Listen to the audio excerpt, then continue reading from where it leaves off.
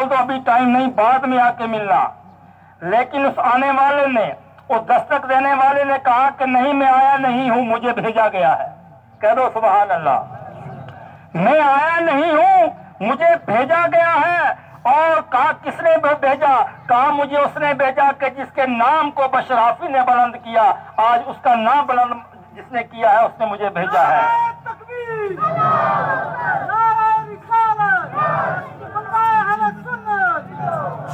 बशराफी ने जब ये सुना कि एक आने वाला आवाज देकर बोल रहा है कि मैं खुदा का कासिद हूं।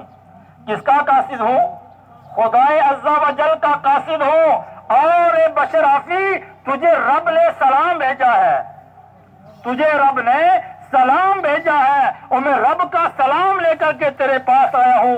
जो ही बशराफी ने वो अल्लाह का संदेशा सुना तो दिल की दुनिया बदल गई और कहा कि अब बशराफी, तो एक गुनाहगार था, एक शराबी था, एक कबाबी था, एक जानी था, तो बदकार था।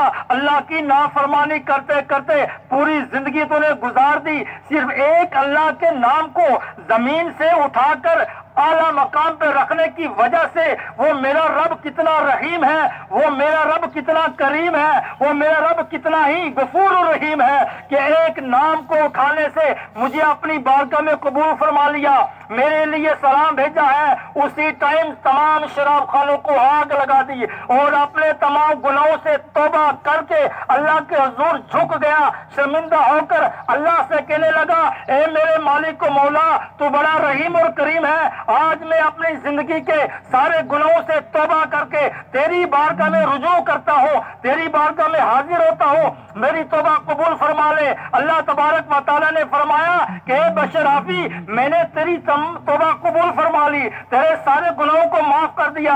अब तुझे मैं शराब पीने नहीं दूंगा, बल्कि वलियों का भी सरदार बना दूंगा।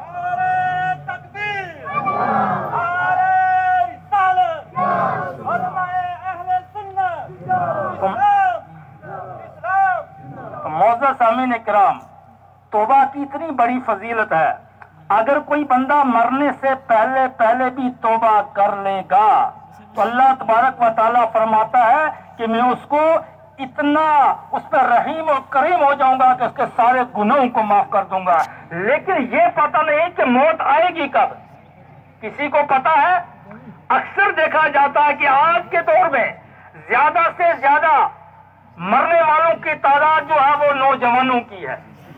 अचानक मौत जो है वो आ जाती है, फिर इंसान अपनी हाथ की हथेलियों को मलता ही रह जाता है। हाय काश मेरी तो मौत का वक्त आ गया है, अभी तो मैंने अपने रब को राजी किया ही नहीं, अभी तो मैंने तौबा की ही नहीं, अभी तो नमाजों का बोझ मेरे पर पड़ा हुआ है, अभी तो रमजान के महीने गुजरे, सालों साल रमजान आया, मैंने उसकी कदर नहीं की, मैंने अपने माँ बाप की कदर नहीं की, मैंने अपने तमाम हकूक जो मेरे जिम्मे अल्लाह ने फर्ज कर दिए थे वो अदा नहीं किए। अल्लाह ने मुझे माल और दौलत दिया हुआ था लेकिन मैंने ज़कात अदा नहीं की, मुझ पे हज फर्ज था, मैं सोचता था कि रिटायर होने के बाद हज करूंगा, मैं सोचता था कि पहले गुनाह कर लूं, उसके बाद जब मेरा बुढ़ापा आएगा तब मैं गुनाह करूं, तब मैं हज करूंगा, वो तो सोच रहा था। लेकिन आज तो मुझे अचानक मौत के फरिश्ते ने आके घेर लिया।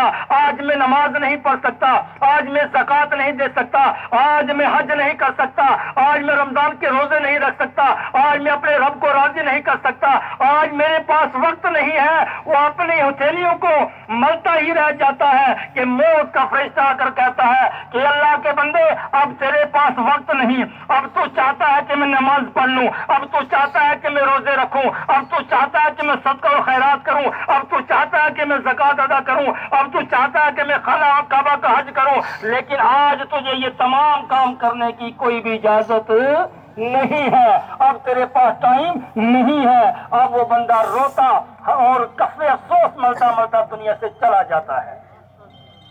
हमको चाहिए कि आज अल्लाह ने हमें जिंदगी दी है, आज अल्लाह ने हमें मौका दिया है, आज अल्लाह ने हमें टाइम दिया है, दिमाग दिया है, सोच दी है, अपनी हर नमाज को अपनी आखिरी नमाज समझकर इस तरीके से पढ़ें कि जिस तरीके से अल्लाह के वलियों ने पढ़ी है। جس طریقے سے اللہ کے نبیوں نے پڑھی ہے، جس طریقے سے سرکار مدینہ صلی اللہ علیہ وسلم نے ہم کو پڑھنے کا حکم فرمایا ہے، آج تو ہمیں جو ہی نماز کو نہیں تھا